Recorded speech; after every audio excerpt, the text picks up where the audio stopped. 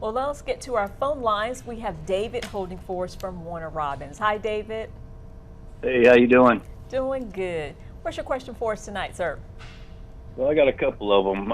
First one, I've been paying on the house. We're going through a divorce since 2015, and I've made concession after concession, but she's trying to get half of my military paycheck, and I refuse to let her have any. I feel as if she was going to go to the end of the ride, she would be entitled to something, but she abandoned the marriage, and she packed up and left in 2018 and moved down to Savannah. And what I understand in Georgia law is if one party abandons the marriage, there's no chance for alimony for the abandoner. She just packed up and left, so I don't think she's entitled to any alimony.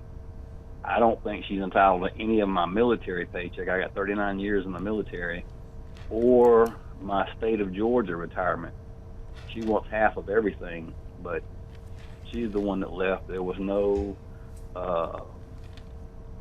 extramarital affairs. There was no abuse. She just decided she wanted to be on her own and do her own thing. I said, well, go. So is that your question? Is she entitled to those benefits? David, how long were y'all married?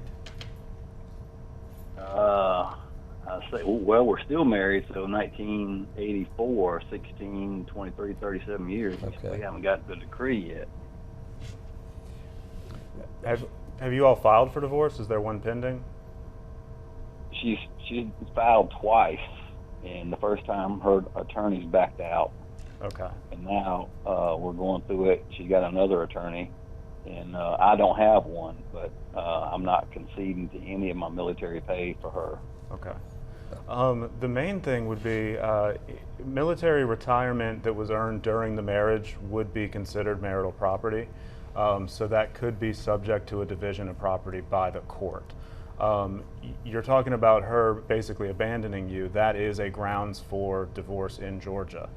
So we're both a no contest. You can just say we have irreconcilable differences, but you can also seek to prove infidelity or, in this case, abandonment, and that's typically for a period of a year or more. And so it sounds like she's certainly met that. You can meet that burden showing that she has abandoned you for more than a year.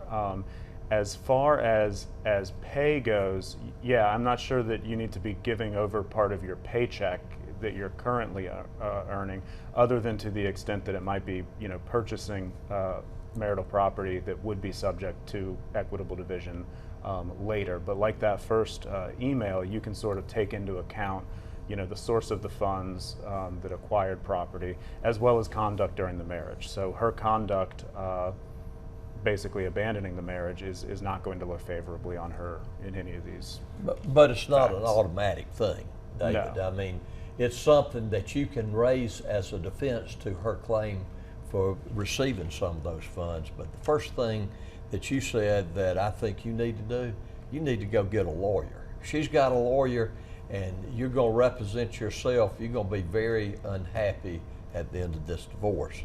So while abandonment or adultery would cut off alimony, it may not. It's not an automatic. It's something that a jury can decide or a judge could decide. So, you need to go get a lawyer.